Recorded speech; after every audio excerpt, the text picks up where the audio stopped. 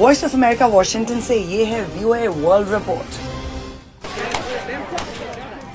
अमरीकी university of California या UCLA में पुलिस ने जुमेरात को फलस्तीनियों के हामी मुजाहिरीन को एहतजाजी कैंप में रुकावटें तोड़ने के बाद गिरफ्तार कर लिया है। अमरीकी कॉलेज कैंप्स में बढ़ते हुए तनाव का ताज़ा तरीन रद्द-ए-अमल UCLA में की जाने वाली कड़ी कार्रवाई है, जहां गजा में इसराइल की जंग के खिलाफ एहतजाज, तलबा, स्कूल्स के मुंतजमीन और कानून नाफिज करने वाले इदारों के दरमियान झड़पों का बाइस बना है।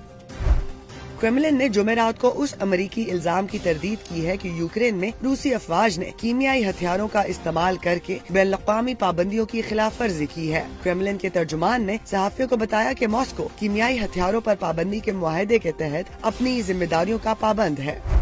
यूरोपीय कमीशन की सदर अर्सुला वॉन डेर लेयन ने जुमेरात को बेरूत के दौरे के दौरान कहा कि यूरोपीय यूनियन ने लेबनान को कमजोर मईशत और उसकी सिक्योरिटी फोर्सेस की मदद के लिए €1 बिलियन के मालियाती पैकेज की पेशकश की है। उन्होंने कहा कि सपोर्ट पैकेज से लेबनान में सेहत और तालीम समेत बुनियादी खिदमात को तक़वियत मिलेगी।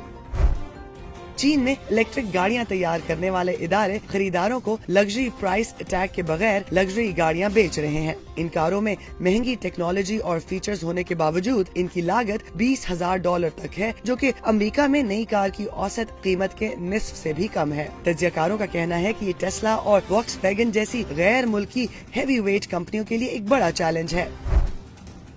मोटापे के इलाज के लिए दवा बनाने वाली मारूफ कंपनी नोवो नॉर्डिक की मांग फिर तवक्को से ज्यादा निकली। जुमेरात को डेनमार्क की फर्म ने एक बार फिर अपने तखमीने में तब्दीली की और अब इस साल इसकी मांग में 27% इजाफे की तवक्को है।